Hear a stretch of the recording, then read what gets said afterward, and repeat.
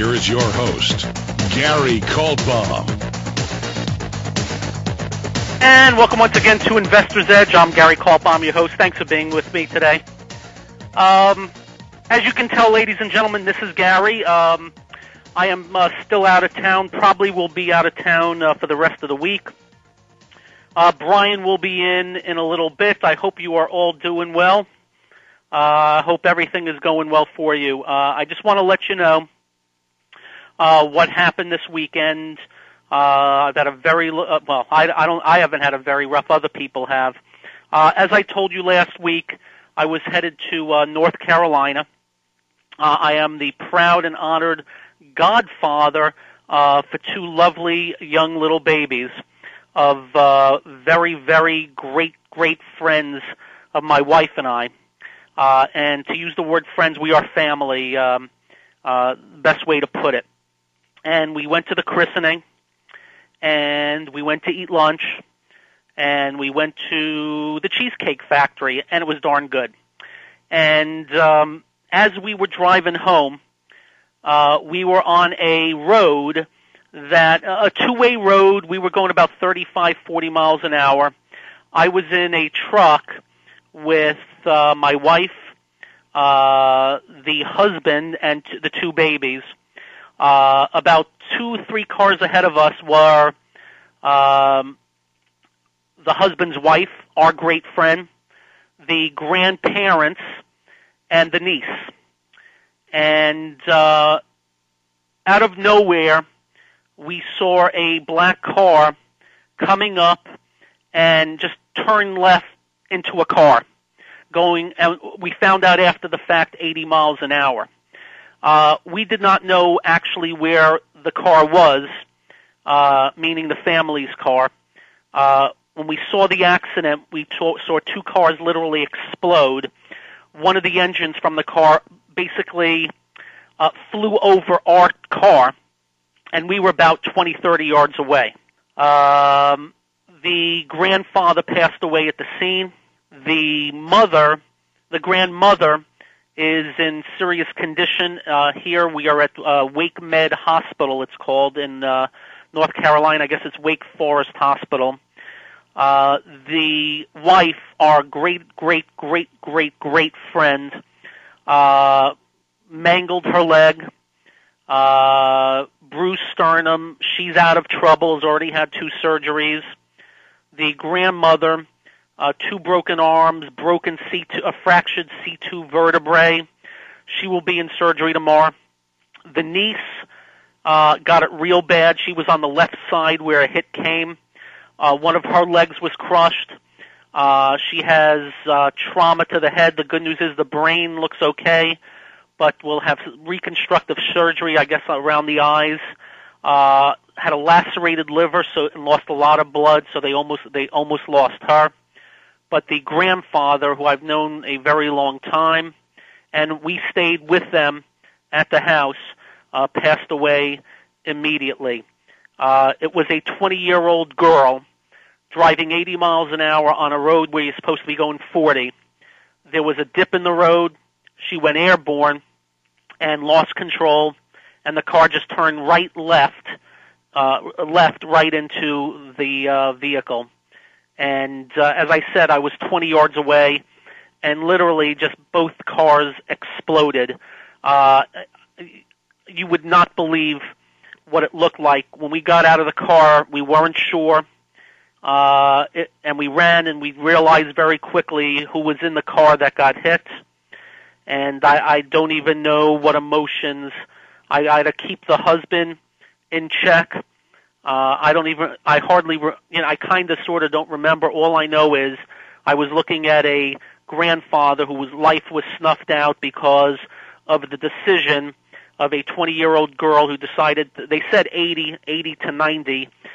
She also had a 14 and a 17-year-old person in their car. Amazingly, the girl is fine. Nothing happened to her, except she has already been charged with involuntary manslaughter, 3 counts of deadly weapon, and I gather that she's going to get hit with vehicular homicide. and the two other people in her car, serious condition, but out of trouble.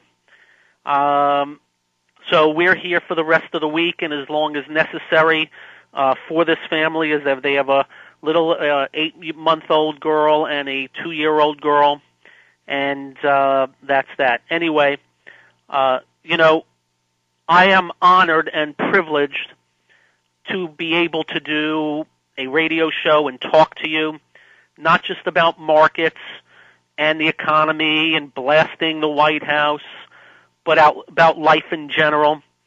I get more emails from people on how I end the show, go home and hug your children.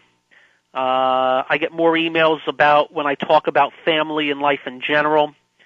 I am honored and privileged that Fox News would let me go on their TV and trust me to talk about things.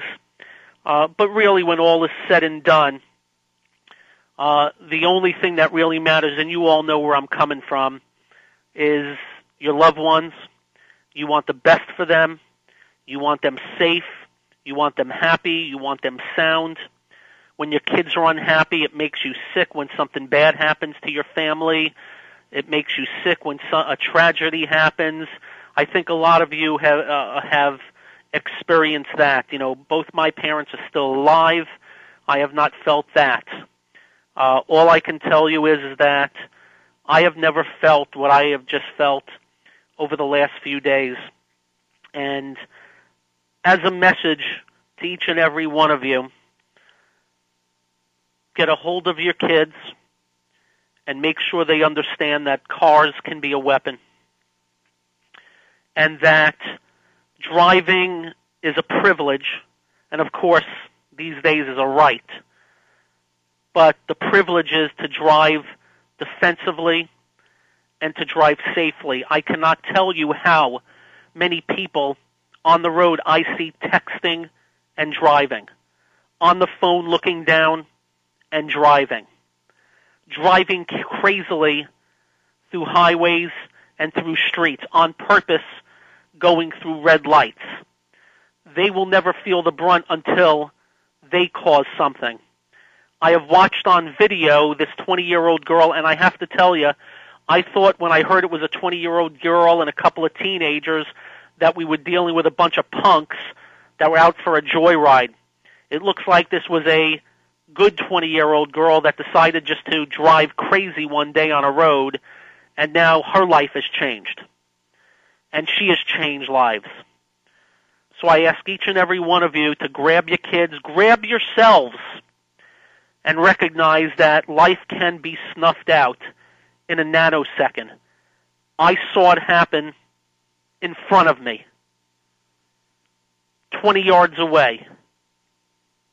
A vital, in great shape, good man, father, husband and grandfather, slumped over in the passenger seat, dead from somebody's decision to drive like a maniac. I'm hoping I can be sending a message today. I must tell you, it sent a message to me. I will be thinking different. I will be treating life different. I will be treating driving different. And we are a product of all our experiences, both good, great, and bad. This one will be with me for a very, very, very long time. So I really don't know what else to say. It has just been a very tough few days.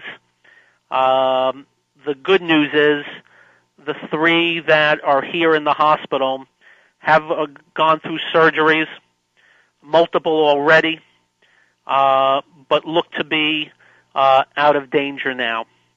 And I must tell you, when I spoke to the sheriff there, he was amazed, if he would see what the cars look like, that anybody came out alive. My hats are off to this hospital here, Wake Medical Center, and the EMTs and the people here. Just say a prayer for me, and I thank you.